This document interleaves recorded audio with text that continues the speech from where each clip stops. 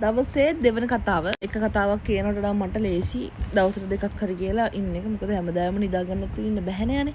හරි එහෙනම් අපි යන් කතාවට. ඉතින් මේක පහවසට තියලා මට වෙච්ච කතාවක්. එයා මට කිව්වේ.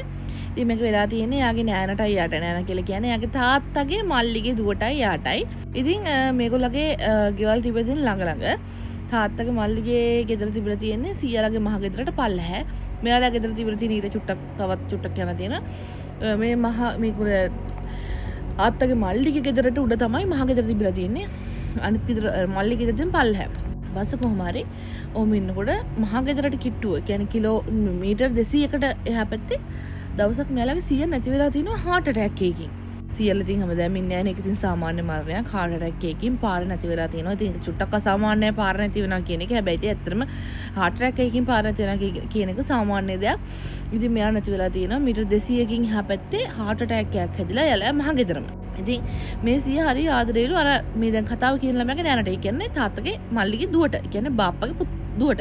ඉතින් චුටි කාලේ ඉඳලම සීයා මෙයාවත් ඒ තියාගෙන ඉඳලා තියෙන්නේ නිකන් ආදරේලු. ඉතින් ඒක කිසිම ප්‍රශ්නයක් වෙලා නැහැ. කොහොම හරි සීයාගේ මල ගෙදර ඔන්න සීයා යාච්චි හිටපු මහ ගෙදර තමයි තිබිලා තියෙන්නේ. ඉතින් දැන් ඔහොම මිනිහගේ නල්ලා මේ කට්ටිය දැන් මල ගෙදරක් වුණාම දන්නවනේ කට්ටිය ඉතින් ඉන්නවලු. ඔහොම ඉතින් රැයට 9 විතර මේකට කම්මැලි හිටලා මමත් ඔක් කරලා දින මල ගෙවල් වල හොල් මීන් කියන්නේ බයක් හිතෙන්නේ නැහැ කට්ටිය ඉන්න හින්දා මේගොල්ලෝ කරන්න පටන් ගන්න තියෙනවා හැංගි මුත්තු. ඉතින් මෙයාලා හැංගි මුත්තු කරන්න පටන් ගත්තාම මෙයාලා කියලා දෙනවා දැන් මල ගෙදර කරන්න බෑනේ. ඒකින්ද යන් අපි චූටි තුරයිනේ තියෙන්නේ බාප්පලා ගෙදරට ගියා. එයාලා ගිහලා ලස්සනට හදලා තිබ්බලු ඒ කාලේ. ඉතින් කට්ටිය යන්නත් ආසින්ද කට්ටියම කියලා දෙනවා බාප්පලා ගෙදර. ඉතින් ගිහිලි ඉවරලා දැන් හැංගි මුත්තු කරනකොට මේගොල්ලෝ කාමරයකට ගිහින් තිනවා හැංගෙන්න. මෙයයි මෙයාගේ බාප්පගේ දුවයි. ඒගොල්ලෝ ඉතින් බාප්පගේ දුව කියන්නේ ආයෙ ගෙදරනේ. මෙයා ඉතින් බය නැතුව මෙයාවත් එක්කගෙන ලයිට් දාලා ඉතින් කාමරයකට ගිහිල්ලා ඇඳයට හැංගෙන්න ගිහිල්ලා. ඇඳයට හැංගෙන්න ගියාම ඇඳයට මෙහෙම නැමිලා බලපුවාම හැංගෙන්න නැමෙනකොටම මේ දෙන්නටම පේනවලු සීයාගේ මිනිහ ඇඳ යට තියෙනව නිදාගෙන ඉන්නවා අර ඇඳුම ඇඳගෙන. ඒ ඉතින් මේගොල්ලෝ ඒක සිච්චර ගණන් අරගෙන නැහැ. හැබැයි දැකලා හොඳටම බය වෙලා මේගොල්ලෝ හොඳටම කෑ ගහලා ඊට පස්සේ මල ගෙදර හිටපු කට්ටිය දුවගෙන ඇවිල්ලා මොකද්ද සද්ද කියලා බලන්න. ඊට පස්සේ ඒගොල්ලෝ මුකුත් කියන්න ගිහිල්ලා නැහැ. ඒත් අම්මලා බැලලා දෙනවා මේ පිස්සුදු මන් දන්නේ බය නම් මේ හැංගි බුදු ශ්‍රී ලංකාවට මෙහෙනේ යන් ගෙදර යන් කියලා. ඉතින් මේගොල්ලෝ මුකුත්ම කියලා නැහැ බයට.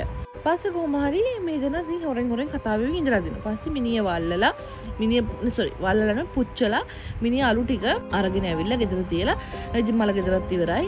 මේගොල්ලෝ කට්ටියම එකම ගෙදර මහ ගෙදර කට්ටියම ඉඳලා තියෙනවා. මේගොල්ලෝ නිදාගෙන තියෙනවා. හැමෝම එකට එක තැන. නිදාගෙන ඉන්නකොට එකපාරට බාප්පගේ දුව කෑ ගහලා තියෙනවා. බුදු අම්මෝ කියලා කෑ ගහලා තියෙනවා. සියා මන්දියා බලන් ඉන්නවා. සියා මන්දියා බලන් ඉන්නවා කියලා. මෙයාලා හිතලා තියෙන්නේ හීනෙන් කියලා ඔක්කොමලා ඉතින් නැගිටලා මෙයාට පිස්සු කියලා මේවා කරලා මේ කරනකොට එයා කියනවලු නැහැ මම ඇත්තටම දැක්ක මම නිදාගත්තේ නැහැ. සීයා අතන ජනේල් ළඟ ඉඳලා මාව බලාගෙන ඉන්නවා. මන් දිහා බලාගෙන ඉන්නවා කියලා. සීයා ගොඩක් ආදරෙන් මෙයා උනේ මෙයාටනේ. ඒකින්ද මෙයා දිහා බලාගෙන ඉන්නවා කියලා තමයි එයාට පෙනිලා. ඊපස්සේ කොහොම හරි පහෝදාම කට්ටඩිය ගෙනලා මේගොල්ලෝ බලන්න නැතුව මොකද මෙයාට උණ ගෑනිලා හොඳටම අමාරුලා අරයක් බයිදලා තියෙන වෙච්ච සිද්ධියක් කියලා පස්සේ කට්ටඩියක් ගෙනලා.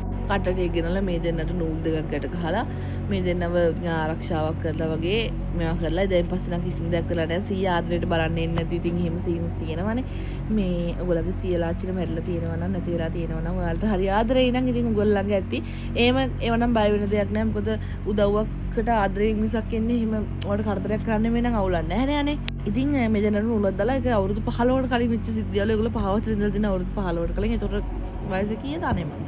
ඉතින් ඔන්න ඔහම තමයි කතාව ඉවර වෙන්න ළමයි. එහෙනම් ඔන්න අද මම කතා දෙකක් දැම්මා. මට හිතුණා තව කතාවක් කියනවා. එහෙනම් ගිහින් එන්න බයි.